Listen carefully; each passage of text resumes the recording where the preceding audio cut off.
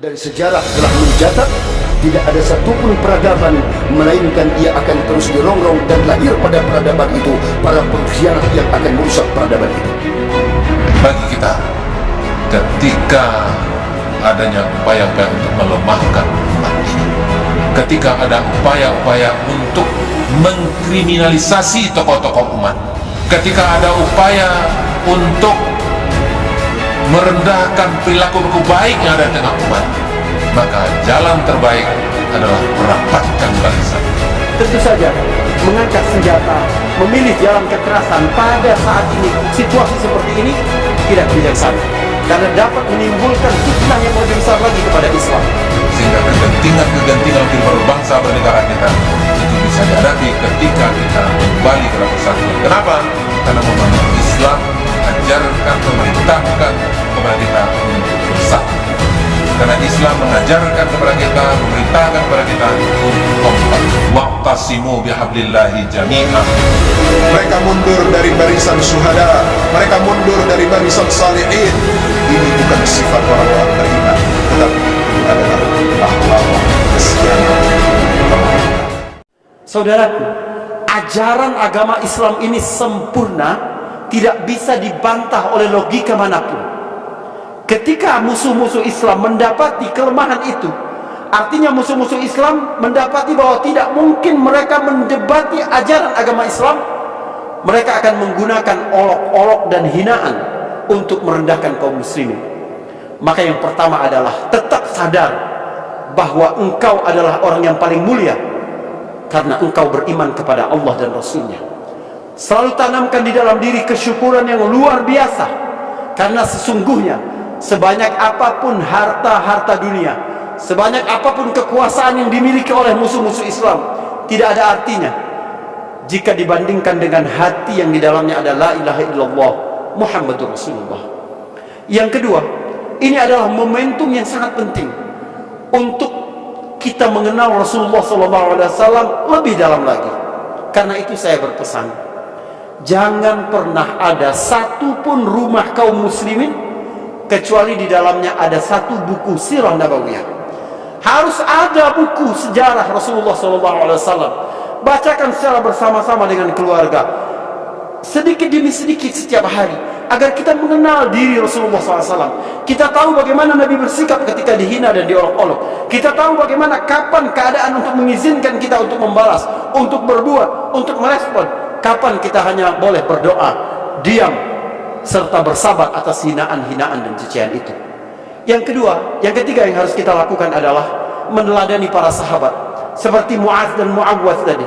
Bagaimana ketika Rasulullah SAW dihina, tentu saja mengangkat senjata, memilih jalan kekerasan pada saat ini, situasi seperti ini tidak bijaksana, karena dapat menimbulkan fitnah yang lebih besar lagi kepada Islam. Maka apa yang bisa kita lakukan? Alhamdulillah, para ulama kita di negeri ini telah memberikan tuntunan perlawanan. Apa yang bisa kita lakukan? Allah memberitahukan kepada kita, minal mu'minina rijalun sadaqu ma'ahadullah alaih, faminhum man qadha nahbah wa minhum man yantazir wa ma baddalu tabdila. Di antara orang-orang beriman itu ada mereka, di antara mereka yang orang-orang yang begitu jujur dan mencintai kebenaran.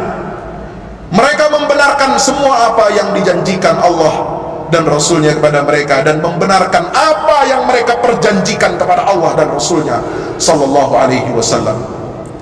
Dan di antara mereka, wa minhum man yantazir, minhum man qadha nahbah, ada yang sudah wafat, dan masih ada yang masih menunggu giliran untuk wafat, diwafatkan oleh Allah Subhanahu wa taala dalam keadaan iman dan Islam, menjadi pahlawan-pahlawan bagi agama, bangsa dan negara kita ini. Wa ma baddalu tabdila. Pahlawan itu tidak bisa dibeli oleh apapun harta dunia.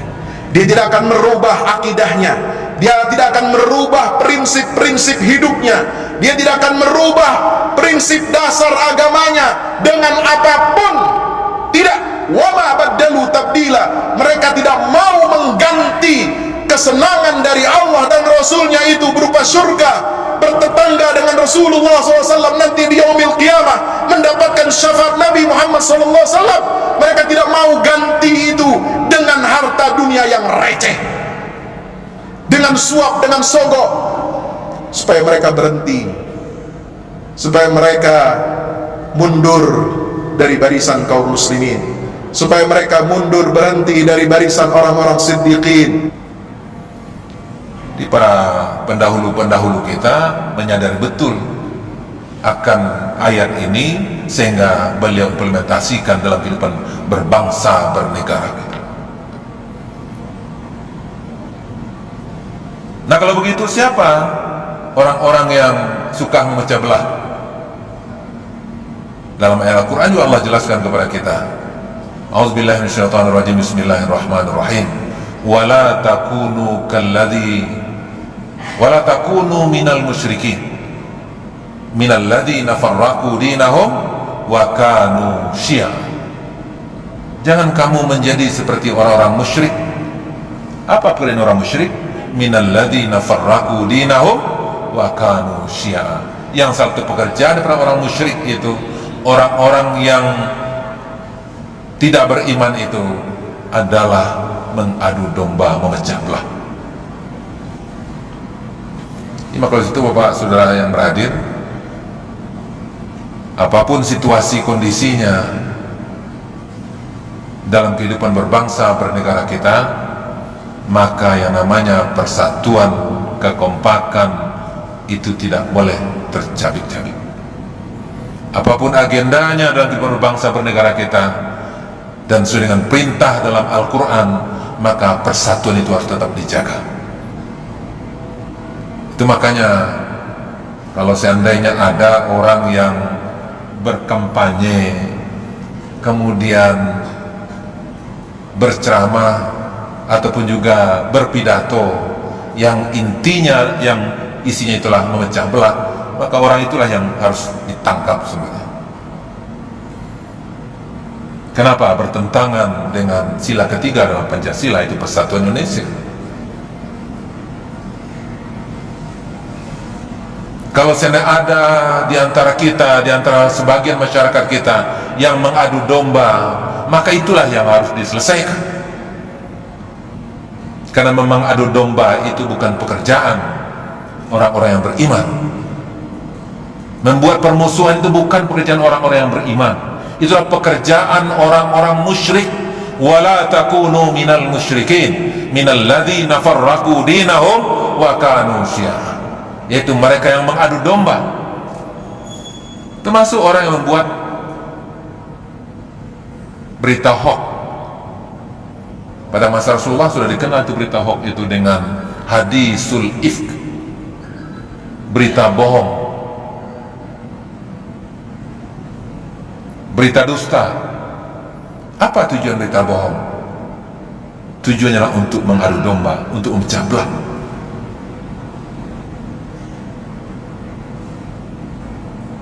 Karena Islam tidak mengajarkan demikian. Islam mengajarkan persatuan. Ketika ada yang berbeda dipersaudarakan, ketika ada yang berselisih dipersaudarakan. Itulah amal kerja daripada orang-orang beriman, orang Islam. Tapi ketika ada orang yang membuat berita hoax, berita bohong, berita dusta, maka tujuannya untuk melemahkan umat, untuk melemahkan Islam. Sebagaimana terjadi pada masa Rasulullah SAW. Jadi kalau seandainya ada orang yang suka membuat berita bohong, kalau seandainya ada mereka yang suka membuat berita hoax, apalagi berita benar dikatakan berita bohong, apalagi sesuatu yang terjadi maka itu dijadikan menjadi suatu bohong. Apalagi kalau seandainya ketika ada suatu sudah ketemu kebohongannya, maka orang yang membuat bohong itu diberitakan adalah berbuat bohong. Tujuannya apa? Tujuannya adalah untuk memecah belah, untuk memperlemah. Itu makanya Allah SWT juga mengajarkan kepada kita, ketika ada orang yang membawa berita kepada kita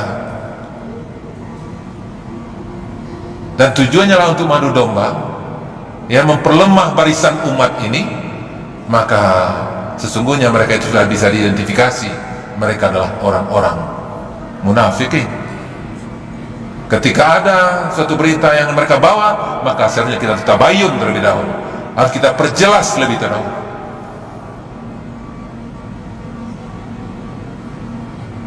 Itu pula makanya dalam banyak ayat dikatakan kepada kita, bagaimana cara orang untuk melemahkan umat ini, untuk mengadu domba umat ini, memang dengan berita, dengan ungkapan-ungkapan mereka, dengan ucapan-ucapan mereka.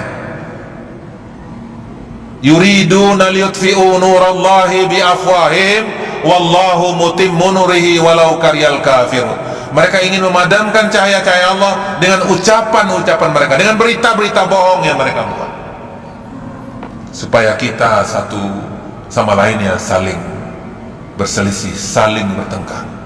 Maka usai itu Islam juga mengajarkan kepada kita, ketika ada berita-berita seperti itu, maka fatabayyanu, maka perjelas terlebih dahulu, baru sikapi. Jangan sampai berita yang tidak jelas disikapi, karena memang dalam situasi kondisi upaya untuk melemahkan umat ini, melemahkan perjuangan umat ini, maka upaya yang dilakukan adalah dengan menyebarkan berita bohong ataupun hadisul ifk. Masih ingat kita hadirnya hadisul ifk itu adalah karena memang untuk memperlemah dan memecah belah pada umat ini. Maka oleh itu Bapak Ibu sidang jemaah zuhur rahimakumullah, mari kita ingat pesan yang Allah sampaikan dalam ayat yang kita bacakan tadi, bahwasanya bersatu itu hukumnya wajib. Bahkan Rasulullah SAW ketika mengambil suatu keputusan, ketika ada keputusan itu ada hasilnya ideal tetapi merusak persatuan, dan kemudian ada hasilnya itu tidak begitu ideal tapi persatuan masih terjaga secara baik, maka Rasulullah SAW lebih pilih keputusan yang kedua dibandingkan yang pertama. Kenapa? Karena mementingkan persatuan, karena mementingkan kekompakan, karena mementingkan kebersamaan, karena kesuksesan, keberhasilan akan kita capai dalam membangun umat ini, membangun bangsa ini adalah ketika kita bersatu, ketika kita kompak. Maka oleh itu upaya-upaya yang dilakukan oleh orang lain untuk melemahkan bangsa ini adalah salah satunya dengan mengadu domba, dengan membuat berita-berita dusta, berita bohong. Nah, mudah-mudahan kita akan mengikuti panduan daripada Allah SWT, panduan Al-Quran di dalam menyikapi berita-berita tersebut, sehingga kita tidak langsung menyikapi berita yang belum jelas, dan kemudian sehingga umat ini tidak tercabik-cabik dan tidak terpecah belah. Ini pula yang dipesankan oleh Al-Quran kepada kita dalam ayat yang lain, falamma ahassa Isa minhumul kufra qala man ansari ilallah qala al-hawariyun nahnu ansarullah amanna billah washhad bi anna muslimun. Ketika ada upaya-upaya untuk mencabik-cabik persatuan, upaya untuk melemahkan umat ini,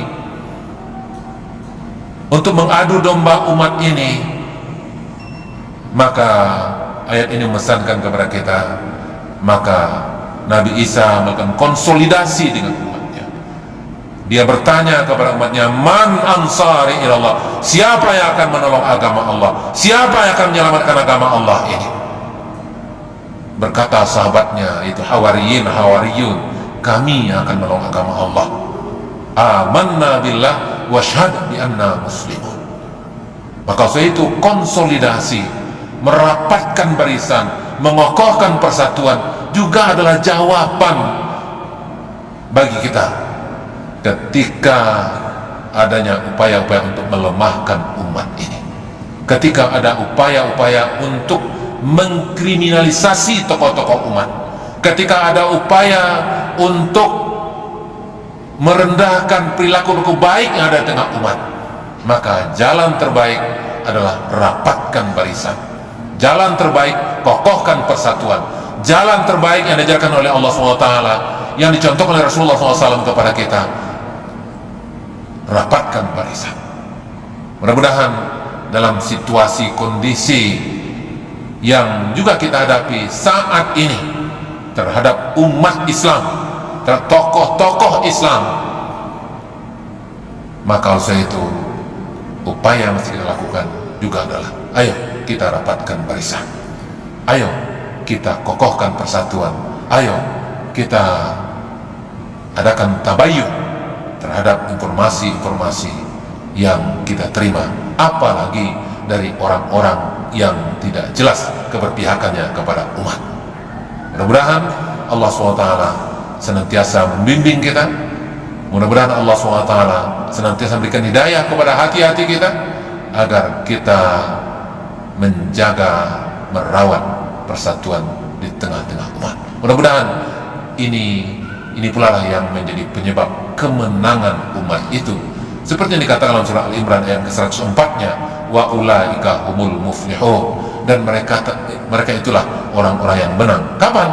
Ketika kita menjaga dan merawat persatuan. Beruntunglah orang-orang yang menjaga dan merawat persatuan dalam kesehariannya. Demikian, mohon maaf, terima kasih. Mudah-mudahan apa yang kami sampaikan bermanfaat untuk diri kami dan insyaallah untuk kita semua. Wabillahi taufiq wal hidayah. Assalamualaikum warahmatullahi wabarakatuh. Bahwa diakui atau tidak, bahwa problematika yang dihadapi oleh umat di akhir zaman ini tidak lain merupakan hilir daripada pemahaman yang salah terhadap Islam itu sendiri. Banyaknya orang alim yang diam melihat kekhilafan dan kesalahan, ini sumber kekhilafan yang pertama. Ada orang alim, kata Buya Hamka, tetapi dia diam melihat kebatilan, membuat orang bodoh merasa alim, sehingga orang bodoh bercokol. Mereka berkata, melontarkan hujatan-hujatan mengatasnamakan Islam, yang kemudian diikuti oleh orang yang memiliki kepentingan terhadap kerusakan Islam itu sendiri. Bahwa diamnya orang yang berilmu itu kerusakan bagi satu generasi. Bila orang alim telah diam, maka orang bodohlah yang akan berbicara. Bila orang-orang baik tidak mengambil bagian dalam sebuah negara, maka orang-orang rakuslah yang akan merusak negara itu. Maka untuk itu pada kesempatan ini kita melihat keutuhan Islam secara kafah, qudwah nubuwah yang Allah telah menjaminnya dalam Al-Quran, la yantiqu anil hawa in huwa illa wahyuha. Tidak ada seorang pun dari generasi manapun, secerdik dan pandai apapun itu orang, tidak akan pernah mendapatkan kesalahan dalam Islam selama ia berpijak terus bersandar kepada sanad keilmuan qudwah uswah yang telah dicontohkan oleh Sayyidina Muhammad sallallahu alaihi wasallam. Salli wa sallim wa barik alaihi wa alihi. Saudaraku, jemaah zuhur yang dimuliakan Allah, baiklah kita coba melihat ketika Allah mengabarkan, afala yatadabbaruna al-Quran walau kana min indi ghairillah lawajadu fihi ikhtilafan katsira, lawajadu fihi ikhtilafan katsira. Bila kita memahami sastra Arab, ada tingkatan-tingkatannya. Kalau kita membaca lawajadu saja, mungkin bagi orang-orang awam tentu ini kalimat biasa saja, mereka akan mendapati perbedaan yang banyak dalam Al-Quran. Tetapi Allah tidak hanya mengatakan lawajadu, tapi Allah mengatakan lawajadu. Jika kita memahami sastra Arab, wajada, wajada, wajadu, wajadat, wajadada, wajadna, wajadtum, wajadtu, wajadta, wajadtum, wajadtum, wajadti, wajadtum, wajadtumna, wajadtu, wajadna, wajadu, lawajadu, wajada, wajada, wajadu. Demi Allah, seandainya Al-Quran itu, kata Allah, bukan datang dari sisi Allah subhanahu wa ta'ala, lawajadu, jangankan para cerdik pandainya, jangankan kalangan intelektual mereka, orang-orang yang berilmu tinggi, orang-orang yang telah mendidik pondok pesantren sampai ke Timur Tengah, atau mereka yang pernah mengalami pendidikan akademik yang tinggi, bahkan kata Allah lawajadu, bahkan orang awam pun akan mendapati kelemahan dalam Islam itu, andai saja min indi ghairillah, kalau Al-Quran itu bahkan datang dari sisi Allah, maka bahkan orang-orang bodoh pun melihat Islam itu penuh kekurangan. Tetapi apa jawabannya? Karena Allah lah yang menjamin Al-Quran, inna nahnu nazzalna dzikra wa inna lahu la'afidun. Kami yang turunkan Quran, maka Rasulullah bersandar pada Quran, ma yantiqu anil hawa, tidak pernah satupun baik perangainya, baik ucapannya, qaul, taklir maupun af'al beliau, melainkan bersandar kepada wahyu Allah. Maka apa yang terjadi? Karena kesemuanya bersandar kepada kehendak Allah, maka tak seorang pun yang dapat menemukan cacat atau mendapati kekurangan dari Al-Quran dan dari kesunahan itu. Bahkan Allah menjaminnya sampai datang hari kiamat tidak akan orang dapat mencari kelemahan dan kekurangan pada Islam dan syariat yang Allah ajarkan, selama ia kembali pada konsep uswah qudwah yang telah diteladani oleh Sayyidina Muhammad sallallahu alaihi wasallam. Maka timbul pertanyaan di tengah-tengah kita saat ini, apa sebenarnya persoalan yang dihadapi umat, terutama bangsa kita atau mayoritas negeri-negeri muslim? Saudaraku yang dimuliakan Allah, Allah telah mengabarkan 1500 tahun lalu apa yang akan dihadapi oleh generasi-generasi ini dari masa ke masa, dari zaman ke zaman, abad ke abad. Allah telah menggambarkannya dan telah mengemasnya secara utuh dalam Al-Quran, dan telah disampaikan oleh lisan agung yang tidak pernah berdusta, Sayyiduna Muhammad sallallahu alaihi wasallam. Apa yang beliau kabarkan dalam Al-Quran, dalam Al-Hadis beliau mengabarkan khairul qurun qarni summa alladhina yalunahum yalunahum, sebaik-baik zaman adalah generasiku, kata Rasulullah, dan setelahnya akan rusak, semakin akhir akan semakin rusak, semakin akhir akan semakin rusak. Dan sejarah telah mencatat tidak ada satupun peradaban melainkan ia akan terus dirongrong, dan lahir pada peradaban itu para pengkhianat yang akan merusak peradaban itu. Tidak terkecuali di zaman Rasulullah, tidak lahir di suatu masa melainkan bersamaan keburukan itu akan ada kebaikan, dan bersamaan dengan kebaikan itu ada orang-orang nifak yang punya kepentingan untuk merusak kebaikan itu. Maka untuk itu saudaraku yang dimuliakan Allah, kembali kepada uswah, memahami Islam secara kafah adalah jawaban dari semua persoalan, baik yang dihadapi kita sebagai muslim di Nusantara ini maupun muslim secara global di seluruh permukaan bumi.